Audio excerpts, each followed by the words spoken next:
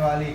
इस व्रत के प्रभाव से काम, क्रोध, कपट, अभिमान, छल आज छोड़कर दशमी के दिन भगवान की पूजा करनी चाहिए। इस दिन मांस, हरी सब्जी, दाल, पराया अन्न विषय भोग सर्वथा दूर रहना चाहिए। केवल चावल और जौ का हल्का आहार ही लेना चाहिए। रात्रि को भगवान का स्मरण करते रहे, जमीन पर सोवे।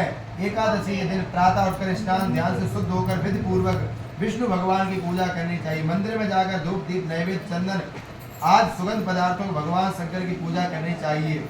इस तरह जो विधि से एकादशी का व्रत करता है वह संसार में सभी सुखों को पाकर इस लोक में आनंद भोगता, अंत में मोक्ष को पाता है। जिस दिन एकादशी आवे उसी माह के दिन अनुसार सागर लेना चाहिए। रौन का महीना किसी कोई भी महीना बन सकता है ना। बोलिए पद्मिनी एकादशी मैया की। अब अधिक मास के कृष्ण पक्ष की परमा एकादशी कथा। युधिष्ठिर बोले हे भगवान, अब आप अधिक मास की कृष्ण परमा एकादशी कथा का वर्णन कीजिए। भगवान बोले हे धर्मराज, यह एकादशी परम श्रेष्ठ एकादशी है। व्रत लोक और परलोक दोनों में परम सुख प्राप्त होता है। बहुत समय पहले एक सुमेध नामक धर्मात्मा ब्राह्मण कपिला नगरी में रहता था। उसकी स्त्री भी बड़ी धर्मपरायण और पतिव्रता थी। ब्राह्मण निर्धन था, इसलिए कभी कभी निराहार रहना पड़ता था। ब्राह्मण की स्त्री स्वयं भूखी रहकर भी अतिथि को भोजन कराती थी।